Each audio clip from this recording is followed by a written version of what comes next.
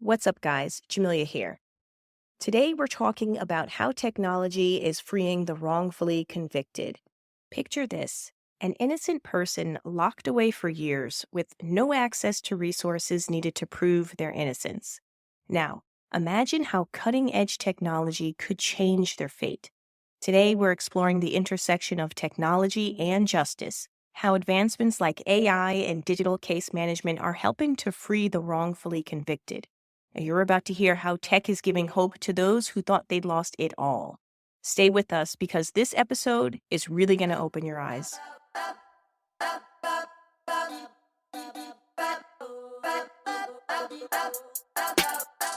Today, I am thrilled to welcome Michael Semanchik, a leader at the forefront of merging technology and justice. And as the executive director of the Innocence Center, Michael is transforming the way we approach wrongful convictions, from integrating AI tools to streamlining cases for reviews and using digital case management systems that track patterns of misconduct. Michael and his team are leveraging tech to fight for the innocent. And his innovative approach is all about reshaping the legal landscape, ensuring that justice keeps pace with technological advancement. So let's get into my conversation with Michael. Mike, welcome to Barely Legal in Web3. Thank you so much for joining us today. Thanks for having me. I'm super excited for this conversation. And as I mentioned to you earlier, it's definitely a topic that is near and dear to my heart, this whole idea of how technology can be used to really make justice more effective and how you're using it for innocence, the Innocence Center. I'd love to kind of kick it off with you telling us a little bit about what the Innocence Center is and how you came to be involved with it. Sure. The Innocence Center is a nonprofit law firm based in San Diego, California. And the mission of the Innocence Center is to free the wrongfully convicted from prison, educate the public on the causes of wrongful conviction, and assist our innocent clients as they come home so that they can reacclimate and rejoin society in a better way from how we've always done it, which it's always been a challenge as innocent people have come home from prison. They don't get the same resources that are available to those that are coming home on parole or probation. So our mission primarily, though, is free the innocent. And so I came into this work many years ago. I was sitting in my first week of law school, and I met an individual named Timothy Atkins, who had been in prison for 23 years for a murder he didn't commit. He'd been home for 4 months. I was 23 years old. And so, I realized in that moment that this individual had spent his entire life in prison for a crime he didn't commit.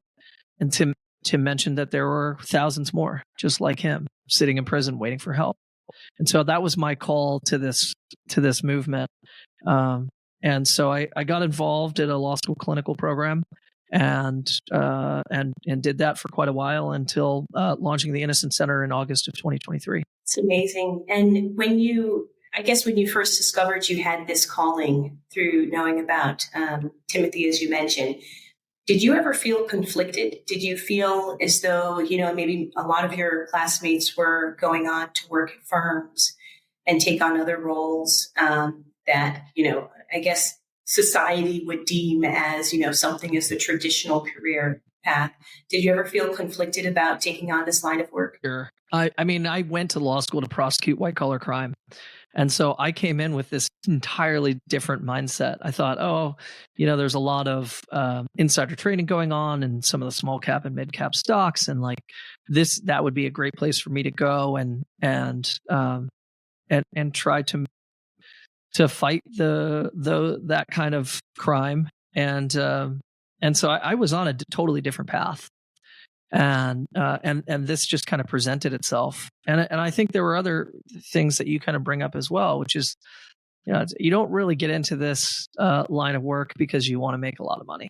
And I think a lot of people go to law school because they think that is something that's going to happen. It does happen in quite a bit, and it kind of just varies depending on what area of law you go into.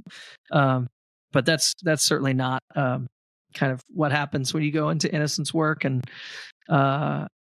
so, I've certainly had a lot of friends that have gone on to do really well in a lot of big firms, and but I still to this day wouldn't change a thing.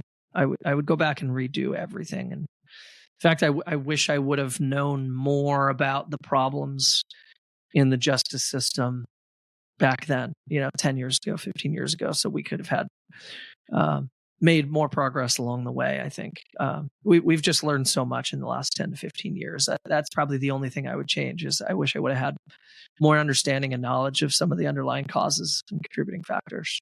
But otherwise, I think it's I think it was the right decision for me. It sounds very fulfilling. And, you started the conversation with giving us a very vivid example of someone who was wrongfully, incarcerated in prison and had to come out and face all of these challenges. And I think that speaks to this part of learning, as you mentioned, is that most of us don't really know what the issues are that are going on in the criminal justice system because we're so detached from it. In my experience, being a Black American, I've heard so many horror stories about people who, and also just reading the news. But I think for me, and also being a lawyer myself, I'm keenly aware to the injustices and inequalities and all of the challenges, not all, some of the challenges in the criminal justice system. But can you tell our listeners a little bit more about some of the common problems that you have seen and the common problems that the Innocence Center is looking to solve? Sure. So there's a thing called the exoneration registry, and it documents every exoneration that has happened in the United States going back to 1989. So it's this great wealth of information that kind of breaks down each and every one of these cases. And so it gives us a great opportunity to look back and figure out what are the contributing causes? What do we see are the problems that lead to wrongful convictions? And what we find in the 3,580 wrongful convictions going back to 89, what we find is that the leading contributing factor is government misconduct. What that means is that's defined as prosecutors or police or some government agent had done something that caused the wrongful conviction. In a lot of cases, it's what we call Brady evidence being withheld. So it's evidence favorable to the defense that should be disclosed by the prosecution to the defense, but it is not. And that's one. So, in those types of cases, you might see where police or prosecutors might hide evidence of innocence, or maybe some impeachment evidence on a star witness that the prosecution might be presenting that, had it been known, it might have changed the outcome to the trial. So government misconduct is a big one. Ineffective assistance of counsel, which means simply you had a bad defense attorney. And, we make it incredibly hard to win on what's called IAC. You can have an attorney that sleeps through a trial, and that's not sufficient to get the conviction reversed just because your lawyer was sleeping through parts of the trial. False confession. So in about 16% of the cases in the exoneration registry, a person falsely confessed to a crime they didn't commit. That, I think, is the hardest one for the public to swallow. It's like, you think to yourself, I would never do that. I would never admit to a crime I didn't commit. But you're not a young kid sitting in a windowless room with a couple of cops who, mentally force it out of you. And so that's a big factor. Eyewitness misidentifications happen in about a fifth of the cases. So eyewitnesses are, we don't have perfect memory, and yet it's very powerful when a witness gets up at a trial and sits in the witness stand and points to the defendant, and says, that's the individual that committed the crime. It's powerful evidence. It's just not always accurate. And so we've gone back, and thankfully in many DNA cases, we've had the opportunity to go back and prove that eyewitness misidentifications are flawed. And that has led to the undoing in non-DNA cases. So where there's cases where we don't have DNA, we can still point to eyewitness misidentifications and say, look, it's a problem over here where we know for certain where we have DNA evidence. It's still a problem here where we don't have the ability to do testing. There's junk science, cases like shaken baby syndrome, even arson, fire science has really come a long way since the late 80s and early 90s, where people were convicted on an arson theory, and it was just the science was outdated and behind. And then being black is in the United States one of the leading causes of wrongful convictions. So Black Americans are 7 times more likely than white Americans to be falsely convicted of serious crimes. They're 7.5 times more likely in murder cases, 8 times more likely in sexual assault cases, 19 times more likely in drug cases. It's a contributing factor to a wrongful conviction in the United States. I was going to ask you that. I was going to ask you whether race became, was really any sort of contributing factor, particularly with government misconduct. But what is so shocking to me is the ineffective counsel, how difficult it is to prove that your counsel was ineffective or just negligent or just, not holding up to the standard of the profession.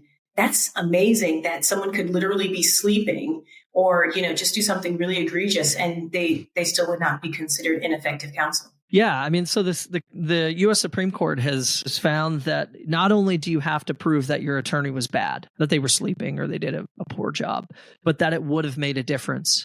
And it's that second part that prevents us from winning in so many cases. And Justice Brennan, dissenting in the case that ultimately matters for IAC, had a lot to say about that. He said, he essentially says, seemingly impregnable cases can sometimes be dismantled by good defense counsel. That's what he says. And he's not wrong, right? Like, you have the best lawyer, that lawyer might go and completely dismantle the prosecution case. If you have a lawyer that's sleeping on the job, you stand no chance at dismantling that case. And you won't know what it would be like to have that good lawyer if you make that requirement that it has to make a difference. Like, you can't know. You don't know what you don't know, right? So I think adding that aspect certainly makes it all the more challenging. Like, it should be enough that you've proven that they were ineffective. They slept, or they didn't come to court, or they didn't present, or they didn't put on witnesses they should have put on. Like, those are all things that, should be potentially something that we can use to undo a conviction. And it's just not that way. And these are horrible, horrible problems to have in any criminal justice system, but particularly in the U.S. criminal justice system. And I can totally see why you have decided to pick up the torch and to make this your mission, for sure. So I want to talk a little bit about some of the tech solutions to this, because, I can think of, so many ways in which technology has evolved since, as you mentioned, some different types of junk science. Science has improved, but technology has also improved. And so what are the ways that the Innocence Center is using technology to really try to dismantle some of these systemic challenges? Yeah, well, so case management systems, that's a basic but easy, an easy one that we embrace and has really just improved our ability to manage all of our cases and see our workflow from start to finish. And so we embrace and use Clio as our case management system. It's a cloud-based system. We found out about it. I was at a conference actually in Ireland in 2015 and met with a rep there who said, "Hey, yeah, we have this cloud-based system." And at the time, we were using this other product that I had to manually install on all of these desktops for our students to use. And he said, "No, it's all in the cloud." And oh, no install? No, okay. Well, wow, that sounds incredible. And one other really important thing was they were offering it for free. And I was like, wow, this is incredible. We're paying like $10,000 a license for this other product. And here is this incredible tool that's better. That's not going to cost us a penny. And it's going to help us keep all of our case files and information organized in a fashion that helps us to move forward. And, one basic example of that is if we're keeping all of our information in the same place and we're keeping all of our contacts in there. And now we're seeing, we're inputting all of the police officers that are involved in a case. In our cases, in particular in Los Angeles, you have a lot of repeat offenders. And by that, I mean, like, you have a bad cop that shows up in one case, that bad cop is going to show up in other cases. And now we have a system that allows us to see that pretty clearly and pretty easily. Now, it's just our own in-house system. So, like, I'm not capturing everything that the public defender's office in LA has already known about a particular officer, but at least internally, I can now see it. And we actually had this situation in a case probably about a decade ago. We're sitting in a classroom, and a student did a presentation on a case, and it had a jailhouse informant, this woman that had testified in a case, and it was a 1986 case. And we thought, oh, it sounds suspicious, right? The very next class, 2 days later, a different student had a presentation from like a 93 case, 7 years later. Same jailhouse informant. At the time, we didn't have a case management system we were employing that would be able to track that there was this overlap. And if it weren't for the fact that those presentations happened 2 days apart, we would never have known. Like, how many instances of that have we been missing out on because of the lack of technology? So having a case management system like Clio has been incredible, but it's even more than that. So we've just more recently started using Lawmatics, which allows us to automate a lot of our intake process. I now have our application available for our incarcerated individuals to get off the library computers. They can't submit it quite yet from the computers, but I think we're moving towards that. We'd like to have it set up where it automatically then goes and grabs court documents from some of the online filing systems, though we're not quite there yet. But like, you can see where like this entire thing is now starting to evolve. Going back to the very beginning, like at the start when I started doing this, you couldn't even find out the location of an incarcerated individual online. You had to call a number in Sacramento. This is for the California Department of Corrections. You had to call a number in Sacramento and sit on hold for half hour, or maybe sometimes up to an hour. When they picked up, you would have about 2 minutes to give them up to 3 people you were trying to locate. And you'd have to have either their date of birth or their prison number to find out what prison they were in. This is all just to trade snail mail. So like, I'd have to call to make sure that the mail was going to go to the right place. Otherwise, it would just kick back, and we'd be in this constant search to see where they are. And people get moved regularly, if not every year. They're getting moved quite a bit through the 33 California prisons. So like, the inefficiency of that system. And so that all changed in like 2012. They went online. And so we've seen slowly that like this embracing of technology has had a massive impact on us. But it's still going, and it's still getting better. So like, there's just so much more we can do, like improving communication. So we're not still relying on snail mail. So we can have confidential legal communications with incarcerated individuals while they're on their iPad in their cell.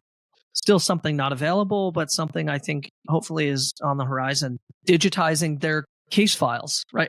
Right now, they're either carrying it around in a big plastic bin, or some people are even still have all of their legal paperwork in a trash bag, as opposed to like giving them access to a scanner and allowing them to have their case files digitized. I think it would be a great thing for them safety-wise, so that other people that are incarcerated in their same cell or in their same cell block don't have access to their paperwork and can find out what's going on in their case and then become a jailhouse informant or do harm in other ways.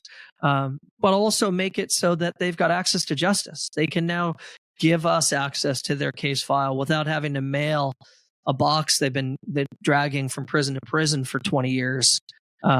They've got a digital version. They can just send us over Clio or whatever tool we end up figuring out a way to employ there. So I think we've come a long way. There's still a long way to go, but technology is certainly revolutionizing our ability to access our clients and move quicker to getting an exoneration.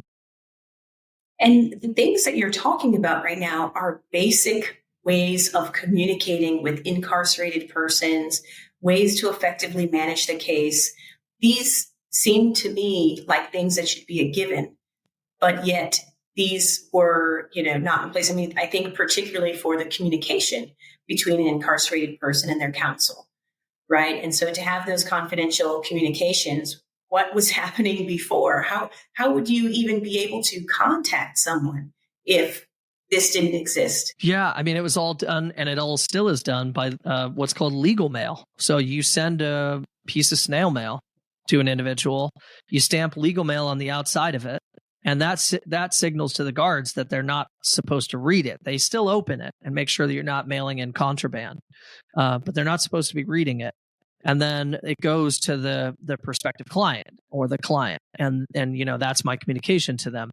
The only alternative to that for the longest time was doing a visit, a prison visit. And as you can imagine, the prisons aren't in the nicest places, and they're scattered all over the state of California. So they're not easy to get to.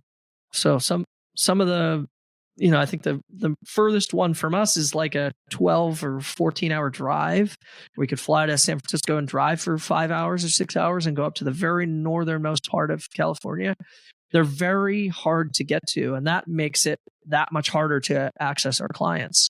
So snail mail is still very much a part of our communication. In fact, it's a daily part of the communication. And I'm pushing very hard to try to make that become obsolete, like it is in so many other things. Like, we've done such a great job moving to online bill pay. Well, let's move to having online confidential communications with our clients now that they all have iPads. The fact that it was an afterthought, that that entertainment was first, I get it. The people providing the iPads have to make money, and sure, they're making money off of incarcerated individuals, but it should have been at the same time that we added in the function and the capability to have communication with their lawyers. And it's not just us, right? Because people that are incarcerated need lawyers for a multitude of things, whether it's family law issues or, civil rights issues within the prison. All sorts of legal issues are arising within the prison. And I think it would be significant. It would be a reduction in work for the prison as well. They have a litigation coordinator that has to try to coordinate all of these legal issues. One way to make it a lot easier is to give them direct access to their lawyer through confidential communication. It baffles my mind that in 2024, the United States of America is still using snail mail in some of its correctional facilities. It's just baffling. And that's something that you wouldn't expect when we think about the U.S. justice system, and particularly as Americans, and I'm overseas but still American. You think about the country and you think about all of the rights, and we talk about these constitutional rights, and we have ideas about them as lawyers, and we memorize them and we believe in them, and then you get down to the crux of the issue where the rubber meets the road, and you find out what's happening. And you cannot resolve the reality of what's happening with what you've learned and what you've been taught. And I think that's just mind blowing to me as I hear you talk about it. It sounds like almost as though the system is, it's just not almost, the system is not facilitating the justice that these individuals require. Yeah. And, there's a whole side of things that I've learned in doing this innocence work that have to do with just like incarceration and how it functions and how it doesn't function. Forever we were spending, a couple of $1,000s a year on collect calls so that our prospective clients could reach out to us and have a recorded collect call with us. And finally the government realized that charging families to stay connected with their loved ones was actually making recidivism higher and worse, right? You're making it more expensive and cost prohibitive to stay connected to your loved ones. So what happens when that person comes home? They're disconnected from their friends and family who they couldn't afford to stay in contact with. Now they go and reoffend, and they're right back into the system. So, these things, it's not just that, we're learning stuff and embracing technology and trying to make things better for innocent people, but and trying to improve our system so that our criminal legal system is better on a whole. But, obviously my goal is try to correct wrongful convictions and prevent future injustices from happening. And, it's just interesting to kind of be on this, be there. We're sort of learning so much about incarceration, and rehabilitation, and what that actually means and how best to do it. So, communication between incarcerated people and their loved ones is so key. And I am thrilled that the iPads provide that connection. It's just we should also employ them to make sure that there's confidential legal communication with legal counsel. Right, absolutely. And I mean, even from the spirit of, we need to do this because it makes good business sense. We don't want people to reoffend. I think there's another argument, which is this is the right thing to do. These are humans. These are people with families, Sure. with children, with, parents that are aging, and they need to stay in contact because that's the right thing to do. I think of other countries and, Scandinavian countries where, rehabilitation is looked at in a totally different way. From the moment that you're incarcerated, the focal point is how to get you back on track rather than a penal system where, essentially it's about a punitive piece. And so just very interesting stuff that you're involved in, Mike. And I think, the use of technology, certainly, some people may say technology, including AI, we're having a lot of rapid development in it. Hopefully it will solve a lot of the problems. But I don't know. I think kind of a bit of devil's advocate here. Do you think it won't solve all of the problems though, right? You'll still have government misconduct. You'll still have bad actors in the system that you're really combating against. Yeah, no, I think we've embraced AI to the extent we can at this point, and I do think it's going to have a massive impact on our work. When we have boxes and boxes of case files coming in, and we need to try to figure out with limited resources, is this a case where a person might be innocent? AI is a fantastic tool for that. It's great at summarizing massive amounts of data and telling us what's going on and to identify specific things. We've been working with a group at UCLA to try to see if there might be a way to create a predictive model so that it knows an AI, an LLM can be trained on the causes of wrongful conviction and identify them and comb through case files and say, this is a case you should take a hard look at because of X, Y, and Z. Like an eyewitness maybe this is a single eyewitness identification case. Hey, we pointed that out to you, and there's a lot of inconsistencies between the police reports and their testimony. Like, that's something perfect for AI. But it's not going to solve all our problems, certainly. And I think there's quite a few things that I think we still need to figure out. There's issues with AI being able to read handwriting. And a lot of our police reports are handwritten. So, and that's not going to change for us, because our cases are often 20, 30 years old. So the handwriting was done decades ago. But I still need to go through it and analyze it and see how that impacts the case and what it means. But, I do think it could have a substantial impact on our ability to just kind of comb through cases. I think also, too, it could help us to further identify where we have repeat offenders across various different cases. Like when I get a case, I'm not inputting everybody into Clio immediately because it's not a case that I'm necessarily ready to work on. But if I could train an AI model to automatically comb through our document management system and then also be looking at Clio to see who our problem, our regular repeat offenders are, and it can pick up on our internal data, but also have like the common causes. Like, the future is bright there, and I could see that really starting to help us just identify and sort of bring forth some of those low-hanging fruit type cases. For sure. And I could see Web3 and blockchain also being a technology that would be really useful to the extent that it's transparent and it's sort of a ledger. I don't know to what extent that the case materials are shared between the states on a very granular level. But if there was some sort of federal blockchain system that could, of course, there are privacy issues, but, ceteris paribus, everything else being equal, that's something that I could see as well as really, really helping. And so I'm optimistic with that. I think for me, listening to you speak, it has been a journey from, starting out and really having to understand what the criminal justice system is today and what the challenges are. And that's really tough to hear. It's tough to hear as a lawyer who works in the tech space. And, these corporate lawyers like myself, we're not really so much, in the litigation space, and particularly in the criminal defense side or criminal justice side. And when you think about exoneration, you think about the Innocence Center, and you think about the fact that these people are in a situation that they should not be in.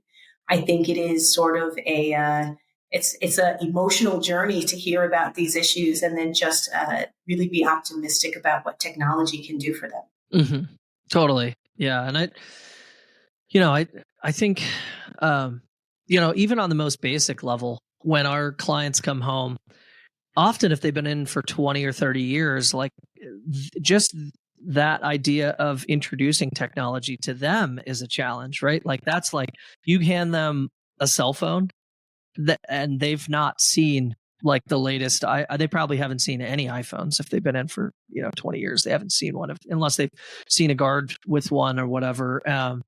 And so just getting up to speed on that is often a real challenge. So technology is great for us, and it's certainly improving what we're able to do. But it's also kind of a setback when our clients come home, and part of that's because they're not allowed to access technology. They are starting to allow them to access the iPads, but there certainly could be a lot more education around the use of technology, so they don't come out and they're a couple of steps behind trying to reacclimate to this fast-paced and fast-moving world. It's really fascinating. And in terms of lawyers that are listening to this and they listen to the type of work that you're doing, what would you say to someone that's listening to this and they feel like, what, that sounds like an area where I could support, or I could help out, or I could somehow be of service? How would they go about learning about how to get involved in innocence work? So there are 68 innocence organizations in the United States and around the world. So I would highly encourage them to find their local innocence organization. If they don't know of one around them, they can go to innocencenetwork.org and take a look. There's a pretty handy map on there that'll show you all of the various different innocence organizations that are part of the Innocence Network. Innocence organizations can certainly use all the help. There's no end in sight to this problem. There's been studies done, and the estimates are between 4 and 6% of people in prison are innocent. 4 to 6% doesn't sound like a big number until you realize there's 1.8 million people incarcerated in the United States. We're talking about 100,000 people. And 66, 68 small innocence organizations in the United States aren't going to be able to put a big dent into that massive number. So get involved with your local innocence organization. Reach out to me, and I'm happy to put you in touch with the one that would be closest to you. Donate and support your local innocence organization because we all need resources to hire more lawyers to do this work. Despite the fact that we're making these great strides in AI, we still need humans to check and make sure and do all the legal work. Like there's a lot of fear behind AI replacing lawyers, and I think it's somewhat unfounded. I think very much the lawyers still needed to do the work. The AI is a tool to help us do our jobs more efficiently and more effectively. But I would largely encourage everyone to get involved with their local organization, and by all means, please reach out to me if you're interested in helping us. Absolutely. And are you on any social media, Mike? Are you on Twitter? Is there a Twitter handle or a LinkedIn where people can find you? You can find me at @msemanchik, and I'm on Instagram and Twitter, and I'm Michael Semanchik on LinkedIn. You'll find me on there as well. And our website for everyone listening in is theinnocencecenter.org. Mike Semanchik, thank you so much for your time today, but even more so, thank you for the amazing work that you're involved in. And I personally will be keeping my ears out on the blockchain side to see what developments there are with legal tech that could support this project. I think the initiative is something that is super needed, and it's just very moving to listen to you talk about the work that you do. So thank you for your time today. Thank you so much for having me.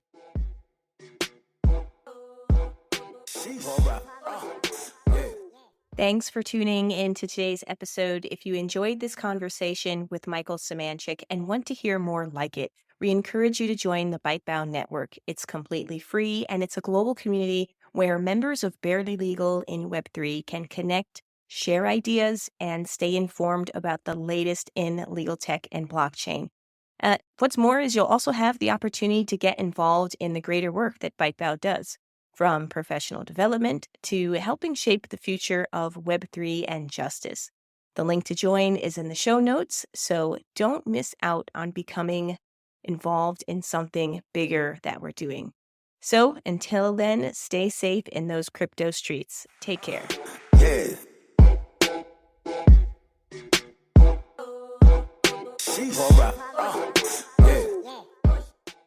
Hey guys, thank you so much for tuning in and listening to today's episode.